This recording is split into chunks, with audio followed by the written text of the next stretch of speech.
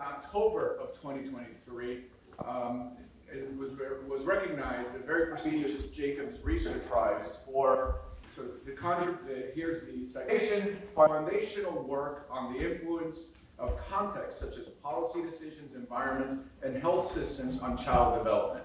This speaks to the pioneering work on this issue. And then, of course, now here in December 2023, she gets to speak to us. So what a great year. So thank you. We're very, very excited. Thank you.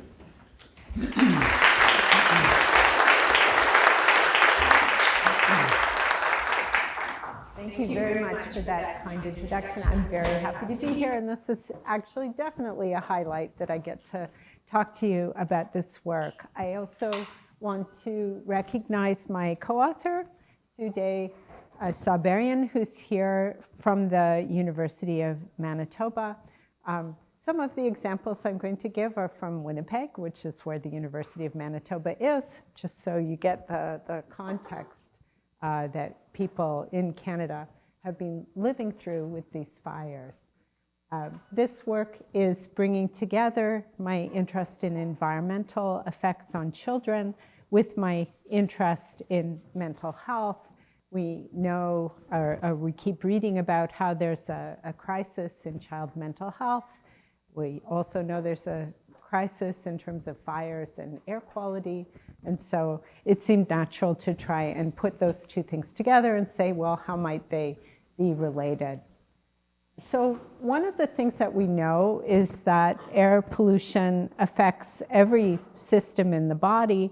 It's well known that there's effects on respiratory health and effects on cardiovascular health, but there's increasing evidence that there's also effects on the brain.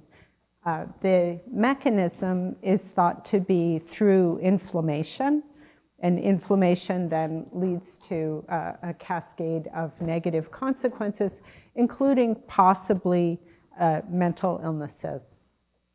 So just thinking about some of the work that's being done, there's a lot of correlational studies establishing that higher daily air pollution is associated with lower cognitive performance, say for children doing high-stakes tests, or for, as Sude's shown in some of her work, for immigration judges making decisions, or for baseball umpires making decisions, or even for stockbrokers making decisions. People's ability to make decisions seems to be impaired to some extent. We also know that longer-term exposure to pollution is associated with dementia in adults. And a study that's more closely related to what we're doing here looked at 13,000 people in London who were being treated for mental health problems already, and showed that the people who lived in higher pollution areas were more likely to be hospitalized after a year, and even more likely to be hospitalized if you followed them for 7 years. So that was looking at this relationship between hospitalization for mental illness and pollution. Now, one of the issues with correlational studies is that it's possible that people who live in polluted areas have other characteristics which would make them more prone to mental illness, such as high stress, living in a poor area. Poorer areas tend to be more polluted areas. And so what we would like to do in this paper is to try and find a source of variation in pollution that's not related to the other characteristics of your life and area. And so for that, we're going to look at fires. So the idea here is that you have fires occurring at different times, and if you're downwind of the fire, you get air pollution from the fire, and that may then have an impact on your mental health. So that's kind of the paper in a nutshell.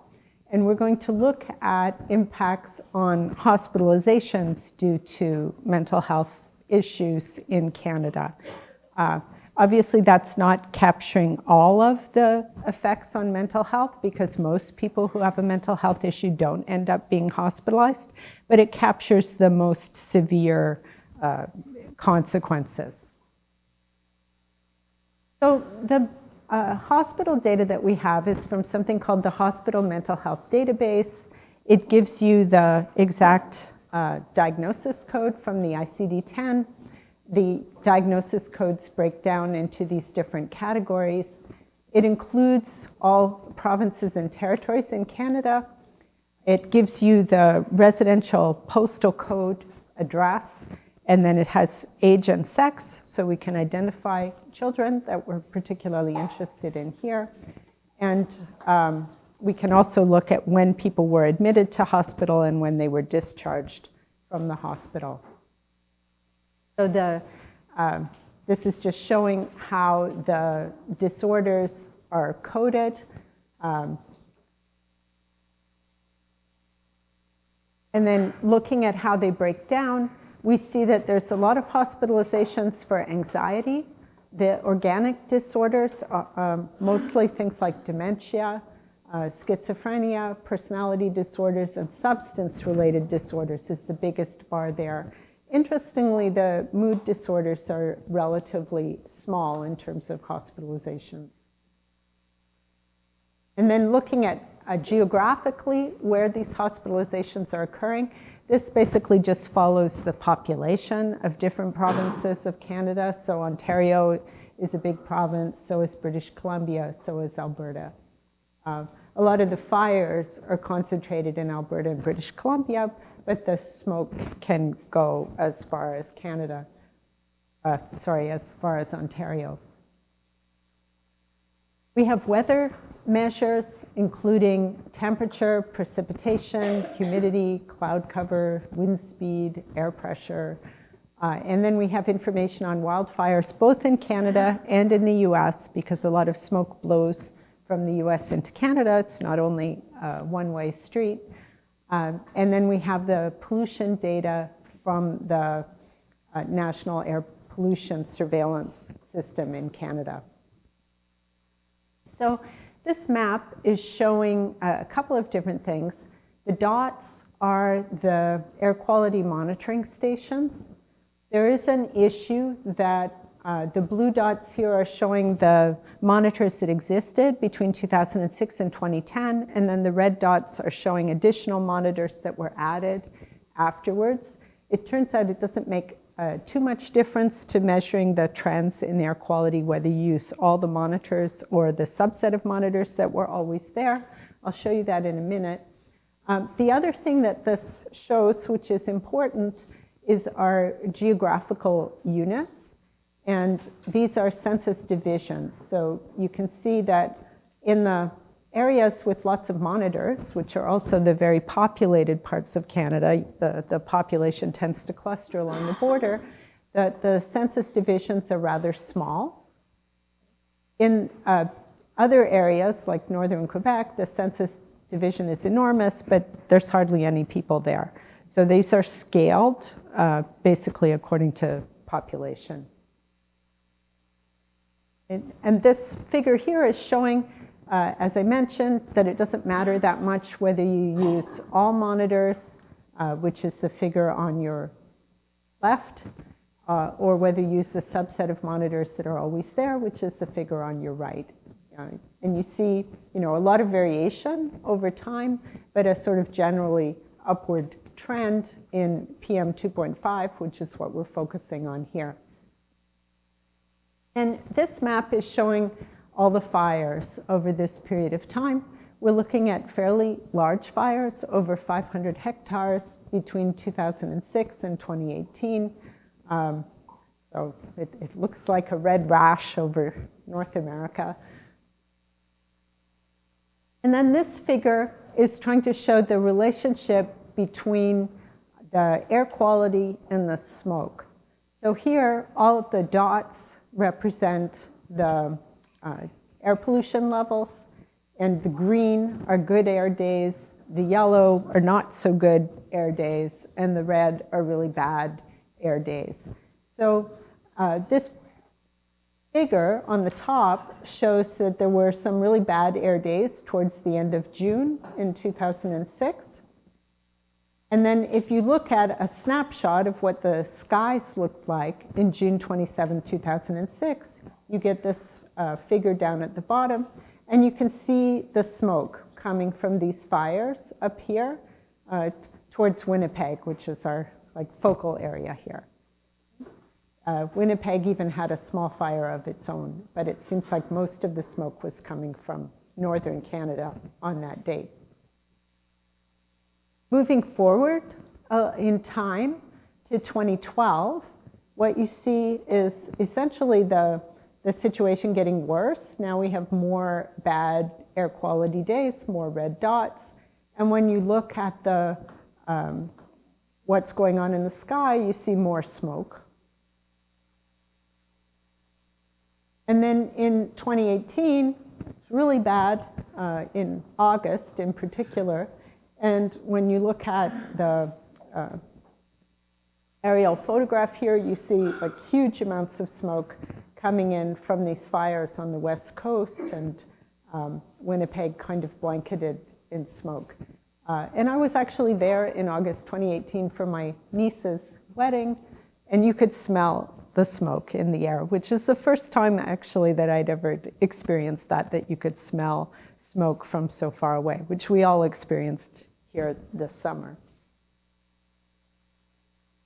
Okay, so what we'd like to do then is to relate this sum of hospitalizations due to mental illness to levels of PM 2.5 that people are exposed to, and then also control for things like the weather that's going on, a fixed effect for the census division, since it's possible that some places might just have more hospitalizations than others for other reasons.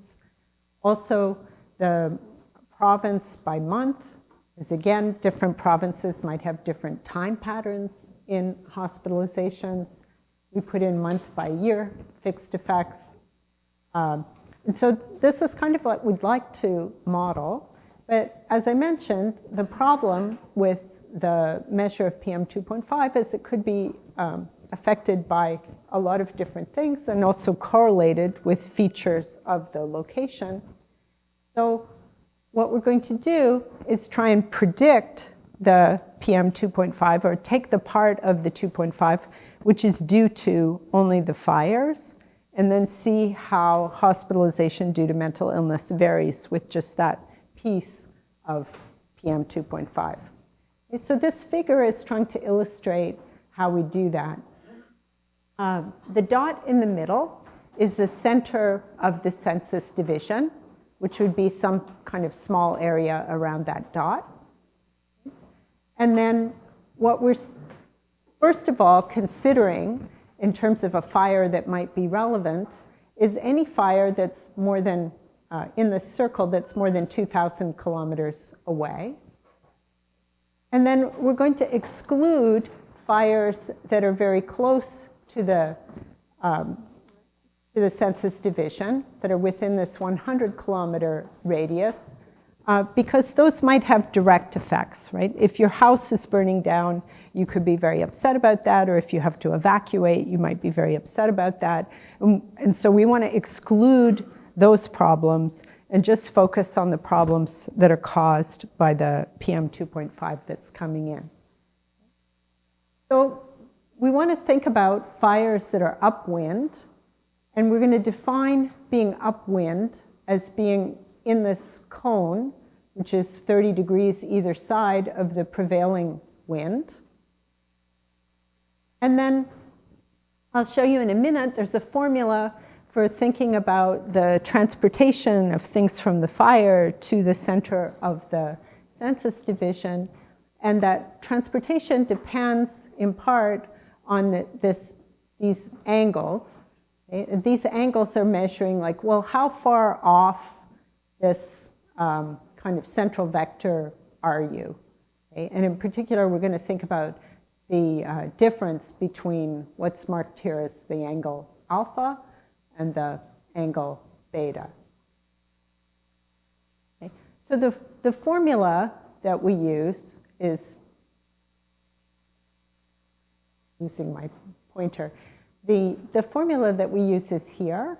So this depends on there being a fire in that cone, the size of the fire, the wind speed that's blowing the fire towards you, whether there's precipitation at the place where the fire is, which would tend to dampen any transport, the temperature, which also affects the transport, the distance away, and then this term here, which is a function of the difference in those angles. So basically, if the fire is sort of too far off to the side, then not that much smoke is going to go to you because it's, you know, if a lot of the smoke from this particular fire would blow past you. And the closer the fire is to here, the more you're going to get the full force of the fire. So that's what those two angles are supposed to be measuring. Okay. So again, the idea is that if we exclude the fires that are relatively close to you, that are within 100 kilometers, and control for the things like the weather and so on, then the changes in the daily upwind fire activities are unrelated to mental illness except through their effect on air pollution. Okay? So that's kind of our maintained assumption in this analysis. Okay, so one question that you may be wondering is, well, how good a job do we do predicting PM 2.5 in the location, the center of the census division? So here on your left is a figure that shows PM 2.5 and shows upwind fires. And then on your right is a figure that shows PM 2.5 and our predicted PM 2.5 using that formula that I showed you. And so what I'm trying to show here is that there are these spikes in the actual PM 2.5, and they are correlated with the spikes in our predicted measure. Okay, so we're capturing at least some of the PM 2.5 that's in the area, not all of it, but arguably the part that's due just to these faraway fires. Okay, so that's for Canada, and then we can also do this city by city. Here I'm just showing you again Winnipeg, and you can see that this does reasonably well even at the city level for predicting PM 2.5. So estimating this equation, and don't worry, this is the only table like this that I'm going to show you. We can see, if you look at where the stars are, that we're getting some statistically significant effects for total mental health hospitalizations, or hospitalizations due to anxiety, and for hospitalizations due to substance abuse. The top panel here is showing what happens if I just estimate the first model that I showed you without going through all of this procedure to try and isolate the part of the PM 2.5 due to the fires. The bottom is our main estimates, and the rest of the tables that I'm going to show you are all going to be based on these models. And the point here is that we get the same pattern of effects, but they're much larger when we try and isolate the effect of the fires. You can also see here we've put in the means of the dependent variables. So there's about 37 hospitalizations per 100,000 in total, and a lot of them are due to mood disorders, a lot of them are due to substance disorders, but anxiety is also quite important as a cause of mental health hospitalizations. Okay, so this is comparing again the sort of ordinary least squares, or the naive model, with our model using this decay function, and just showing that the effects are reasonably, are larger doing what we're doing. And these are shown in terms of the percentage change relative to the mean. So you can see that overall, we're getting about a 2% change in hospitalizations, but that reflects almost 6% change in hospitalizations due to anxiety and a little bit lower percentage change in hospitalizations due to substance abuse. So now I'm going to show you a bunch of contrasts looking at by age, by gender, and so on. So looking at whether the effects differ by age, what we see is that for young people, children, we have a big effect on hospitalizations due to anxiety, a little bit on substance abuse, and then a little bit on a sort of grab bag category of all other, which didn't fall into any of the other diagnostic categories. For working age people, 20 to 65, you see also a big spike on anxiety, a much bigger effect on substance abuse, a bigger effect on other. And then for elderly people, it all seems to be loading onto other. So there are differences in how people are affected by age, but we're finding significant effects at every age. Looking by gender, there's some previous work suggesting that men may be more vulnerable, even though women on average have higher levels of mental health problems. So what we see is for anxiety, the effects are much bigger for males, but for substance abuse, they're actually bigger in percentage terms for females. And we're also finding this big effect for males on this sort of other undetermined category. Overall, there's almost twice as big an effect for males as for females. So just to summarize where we are so far, if you think about this, the graphs were showing what happened if you have a 1 unit change in PM 2.5, but if you think about it instead as, well, what happens if we have a 1 standard deviation change in PM 2.5, we get about a 6% increase in 3-day hospitalizations for mental illness. That is driven by hospitalizations due to anxiety and substance-related disorders. We see the population 0 to 20 is more affected by anxiety, while those 20 to 65 are more likely to be hospitalized due to increases in substance-related disorders, and also that males were twice as affected as females. So in order to see that our results are correct and not confounded by other things, I'm going to show you a bunch of analyses trying to look at the importance of other things. One important thing is, well, you know, what about all the other pollutants? You're talking about PM 2.5, but things that generate PM 2.5 often generate other pollutants as well. So we'll try adding in other pollutants. We'll also look at various subsamples to think about whether this could be driven by weather. You know, maybe when the sky is cloudy because of the smoke, you know, when it's gloomy out, people feel more gloomy and end up being hospitalized, something like that. And also we'll look at seasonal effects, which are important because the fires are happening mainly in the summer, and in the winter there's other sources of PM 2.5 like heating and so on. Okay, so looking at adding the 2 most prominent other co-pollutants, and these also travel. There's ozone and there's carbon monoxide. When we put in ozone, the effects are almost the same as what they were before. When we put in carbon monoxide, the effects are actually, these are the effects of PM 2.5 that I'm graphing here.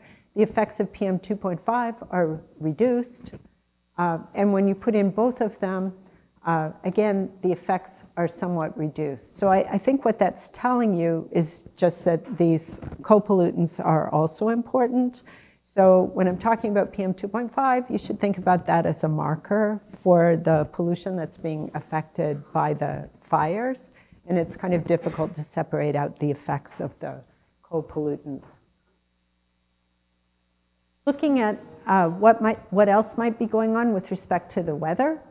We can look at days when there was no rain, days when there was a clear sky.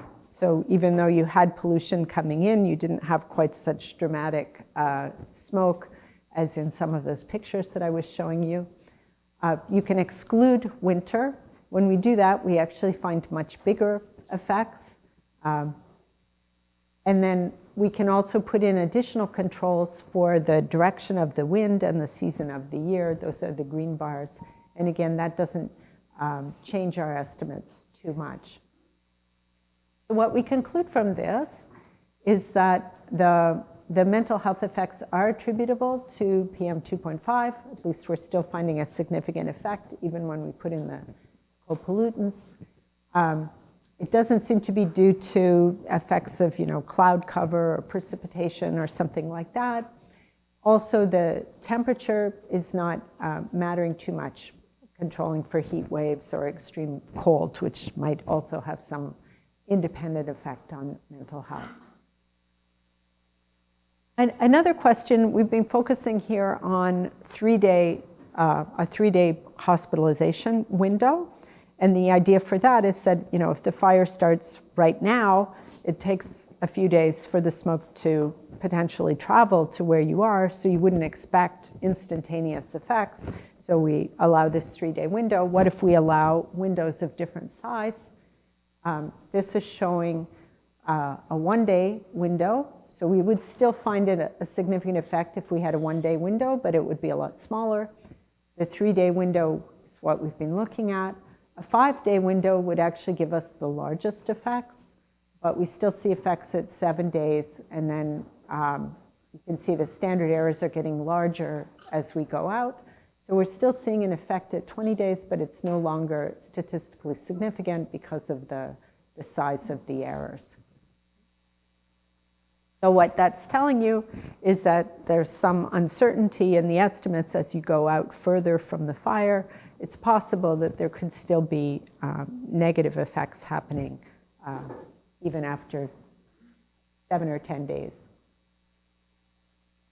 Thinking about our procedure for trying to isolate the effects of PM 2.5, we could think about defining things in a different way. So I showed you that diagram which had a cone of 30 degrees on either side.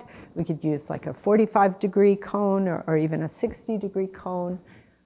We can also play around with the buffer. So we had excluding 100 kilometers around the census division. We could try excluding, say, 200 kilometers around the census division. We could go all the way out to 3,000 kilometers away in terms of what fires that we're counting. And then, if you don't like the decay function thing, we can forget about the decay function and just look at the wind bins, like is the fire in the north-northeast and is the wind coming from the north-northeast? So do something much simpler. So when we do those things, what we see is that we get a little bit smaller results if we use the 45-degree wind angle or the 60-degree wind angle for some things. Using a buffer of 200 kilometers around the center of the census division, going out to 2,000 doesn't make much difference. And using fires as far away as 3,000 actually increases the estimated effects a little bit, suggesting that those fires that are really far away are still contributing something. We can also, as I said, try thinking about different types of instrumental variables. So we can just ask, is the fire upwind or not? That's giving us this blue bar here, which is similar to what I was showing you. Or we could just use the wind direction. That gives you a much smaller estimate, suggesting that our way of measuring the upwind fire is better than just using wind direction. The last thing that I want to do is actually compare what I've been showing you in terms of hospitalizations for mental illness to hospitalizations for other things. As I started with, we already know that pollution causes hospitalizations due to respiratory conditions and cardiovascular conditions. And so it's interesting just to see what the size of the effect is for mental health compared to these physical health conditions. Also, there's a bunch of things that really probably shouldn't be affected by PM 2.5. And so I'll show you those kinds of things. Like if you're planning to have a knee replacement and you have a hospitalization scheduled, probably that's not going to get canceled because there's a fire 2,000 miles or 2,000 kilometers away. So looking at the size of these effects, what you can see is that there is a significant effect on hospitalizations due to respiratory conditions. There's also a significant effect on hospitalizations due to cardiovascular conditions, so that's good in the sense that it's consistent with previous estimates. It's about a 4% increase, 5% increase in respiratory condition hospitalizations, a 3% increase in hospitalizations due to cardiovascular conditions. And then we don't actually see any effect on hospitalizations due to diabetes, due to pregnancy, due to injuries, or this pre-planned category. So the effects are loading onto the things that you would expect, in addition to the mental health hospitalizations that I've been talking about. Yeah.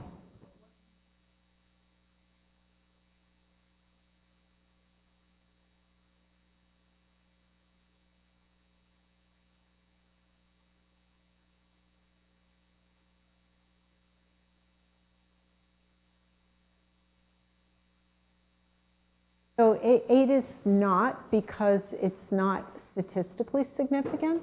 So if you look at this estimate here, the estimate is kind of small. That means the baseline is kind of small, which is why I'm getting a larger percentage effect. But this effect is measured with so much error that you can't reject that it's 0. Whereas these here, here I'm getting an effect that's fairly large, and it's also statistically significant, right? So two standard deviations around the mean would exclude 0. Okay, so we can, being economists, do some kind of back of the envelope cost benefit analysis about this and just look at the cost of each mental health hospitalization in Canada. That turns out to be about $28,000 to be hospitalized in a psychiatric hospital.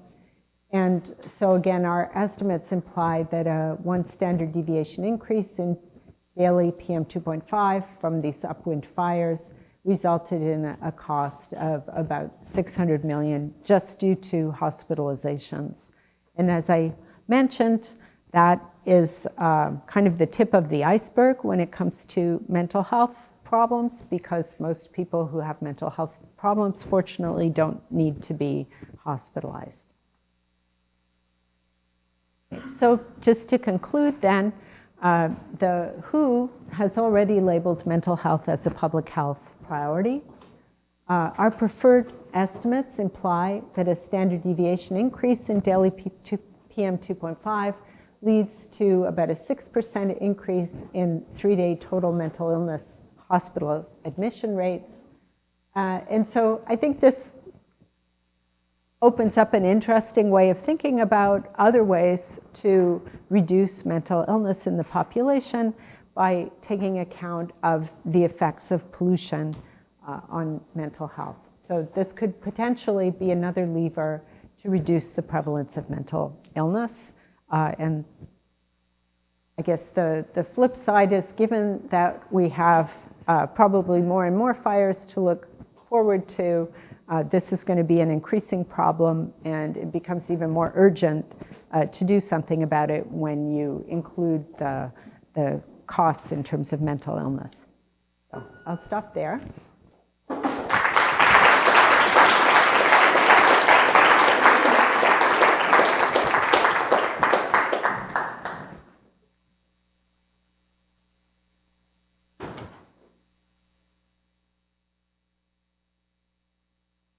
Okay, and we're going to now move to the question and answer discussion.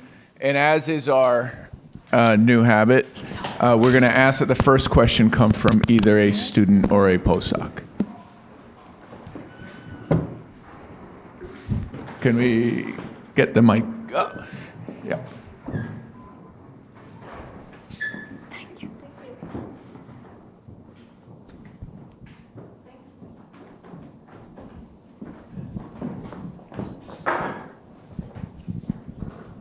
Thank you, Janet, for the very interesting talk. I'm a postdoc from SPIA, and my research has focused on understanding the wildfire impact on air pollution using observation and modeling tools. I have a question about the very interesting table that you show, that it seems like wildfire-specific PM2.5 seems to have larger impact on mental health hospitalization rate compared to all source PM2.5.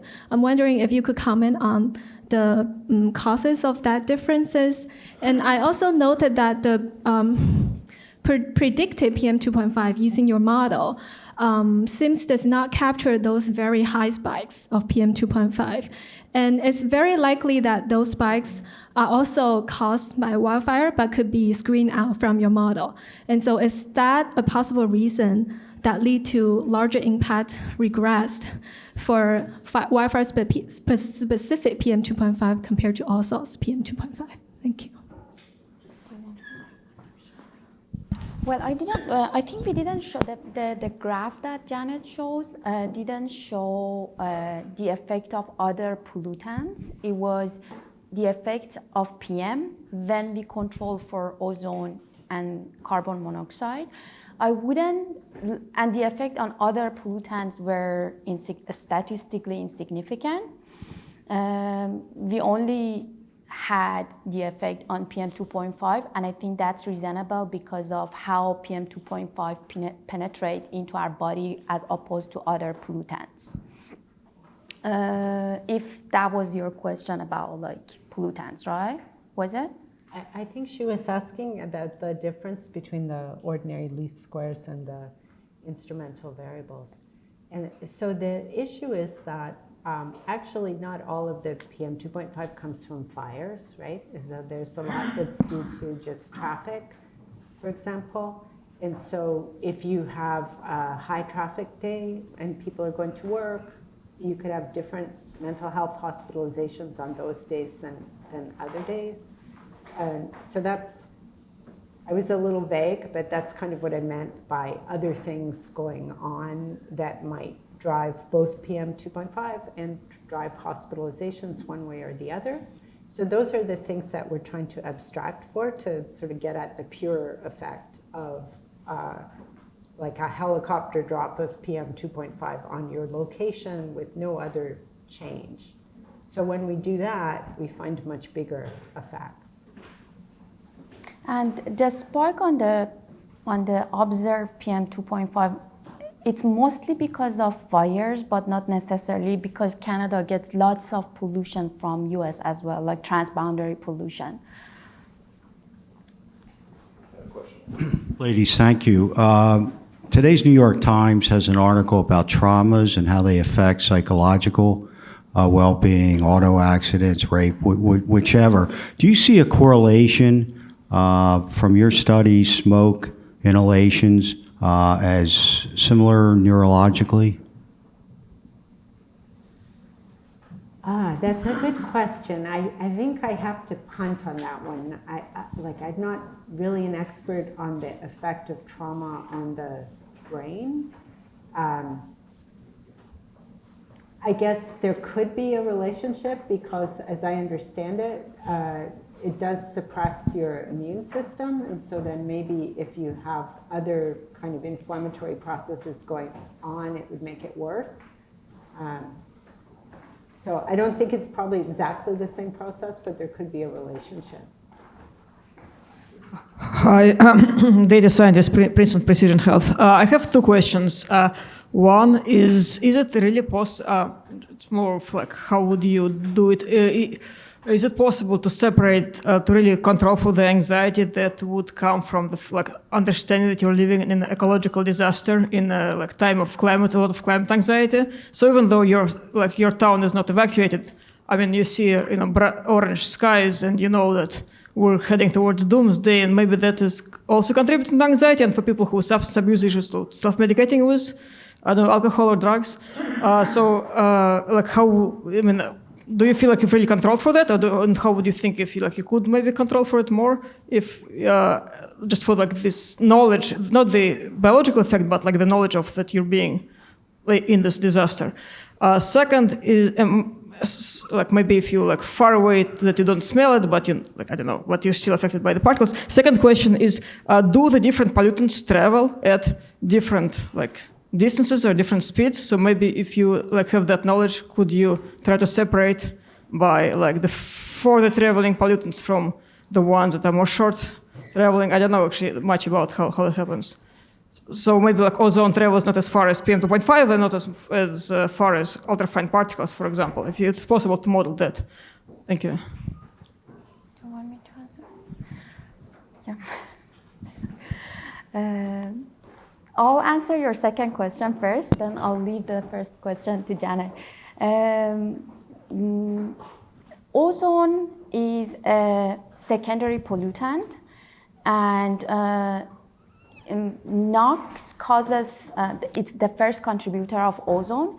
The time window, 3 days time window that we have, rule out the possibility of transportation of ozone specifically because we don't know what's going on, and there is a very sophisticated formation of ozone in the way. CO travels easier, but again, within 24 hours, as far as I know, ozone, CO transfer. But PM2.5 stays longer, and it's the main pollutant that transfer because of the transport because of PM2.5, because of the fires. And the first question, I forgot. Yeah, so climate anxiety is an interesting question. So I guess it could have gone either way, but I think I would interpret the results that I showed you for clear sky days as days where it wouldn't really be obvious that there was any more obvious than it is every day for us that there's a climate disaster going on, right? Because where you are is 100 kilometers or 200 kilometers away from where there's a fire, the sky's clear, so it's not obvious that you should be more anxious about it on that day than on some other day. And I have a fire evacuation data. The 100 kilometers buffer pretty much rule out all the people that they were evacuated because of the fire. Danny. Hi. So I have a question about it sort of takes us back to the first question. So if I understand correctly, the observed PM2.5 at the site of where you're doing this analysis is not affecting the estimate of the fireborne PM2.5. So that's entirely a prediction, right, without any tie to the PM2.5 data.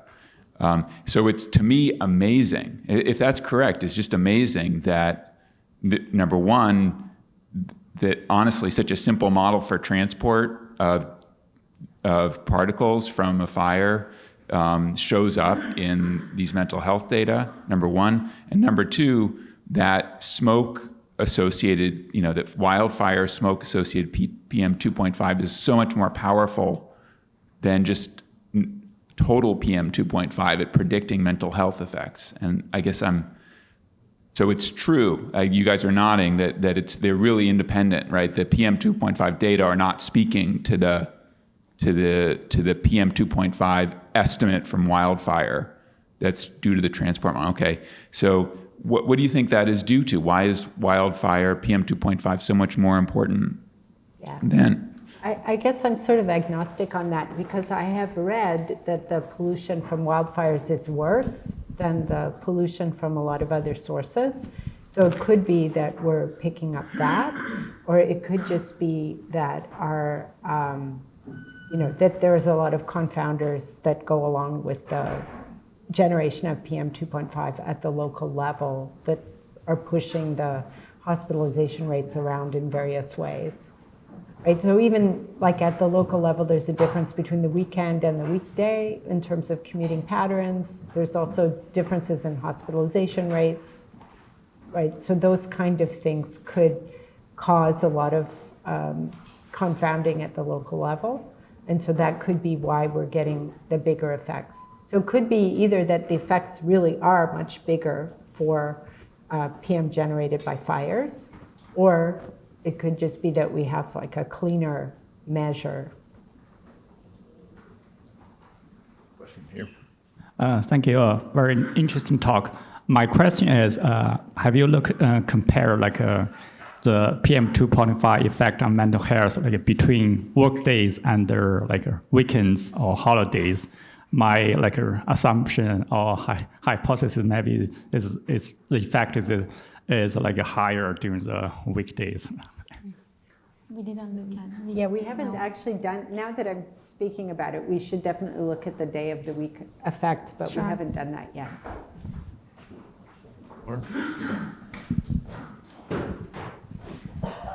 My first question was, how should I think about one standard deviation? For instance, if we think about what we had this summer here, what was that? 2 standard deviation?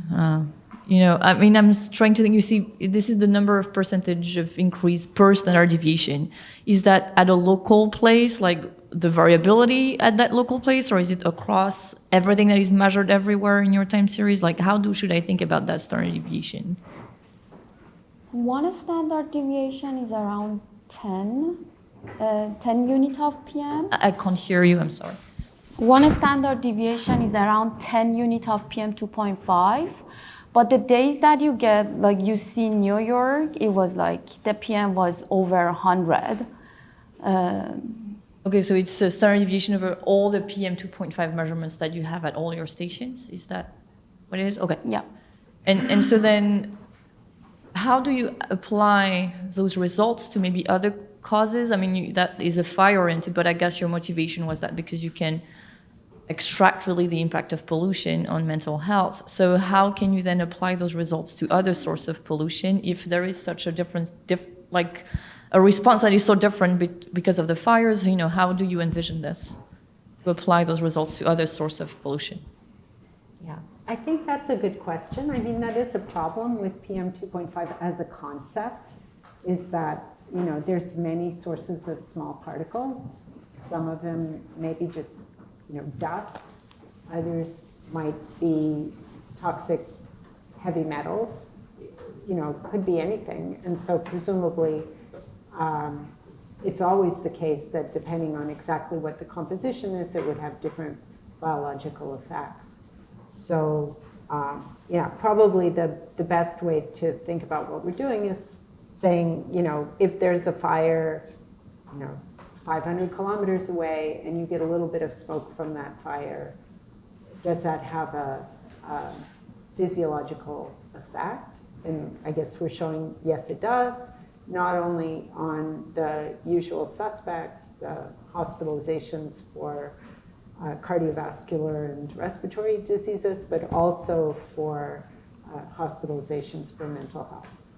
I would like to add here that we show the other IV method that we use for wind beams shows the effect of other sources of PM rather than just fire. We see the effect, but the effect is a bit smaller.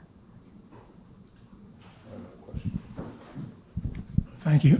Maybe I have this wrong, but what I saw is you're looking at the acute effects of a fire. So it's short-term, high concentration, as opposed to chronic, which would be more low concentration, long-term.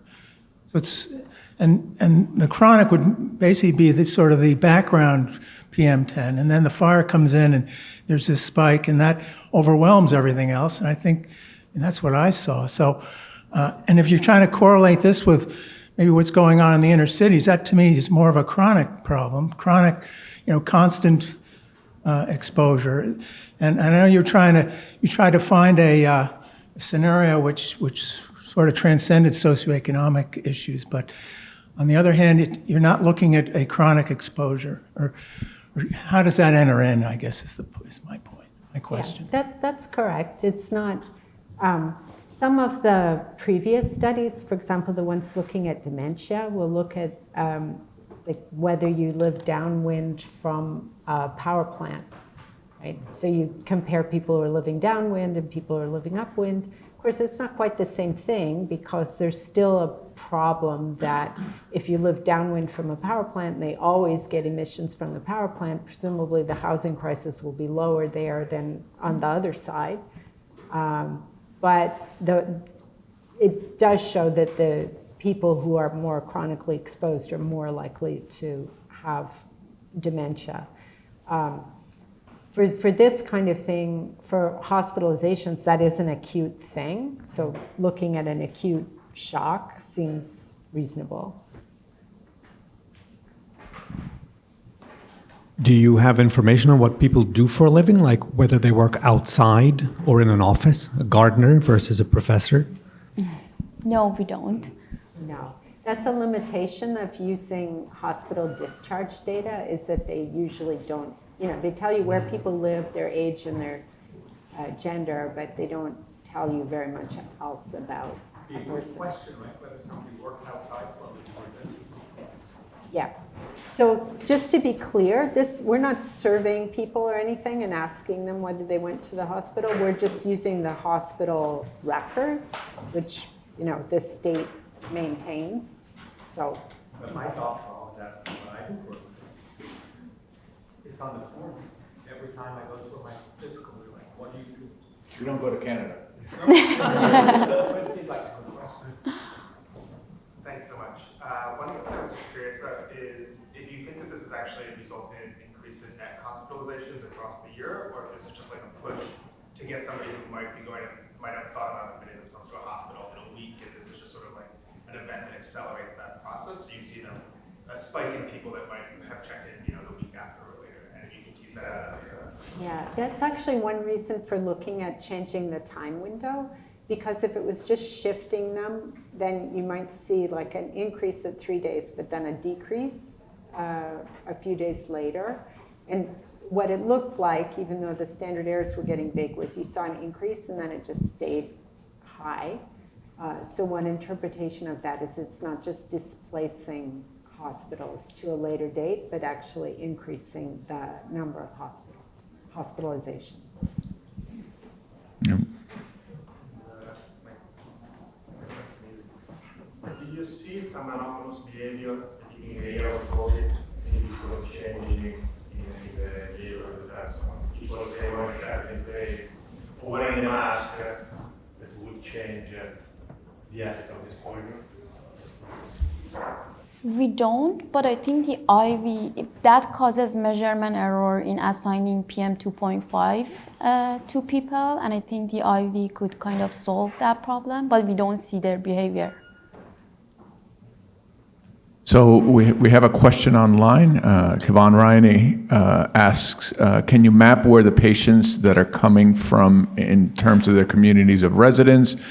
And what can you tell us about chronic exposure, although we had a little bit of a question already on that. And have you accounted for factors such as race/ethnicity and income?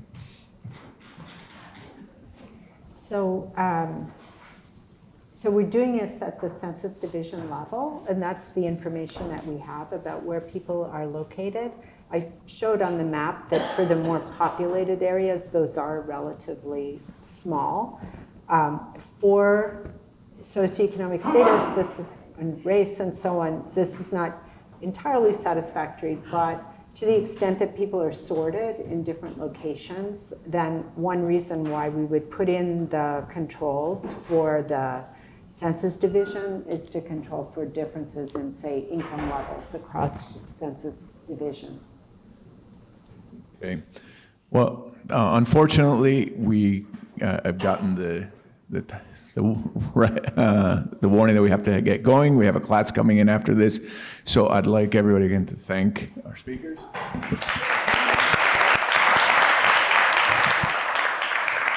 And then just a quick reminder, this is our last faculty seminar for this semester, but next semester we'll start in February with Steve McCalla will be our first speaker, the first Tuesday in February. Looking forward to seeing you then.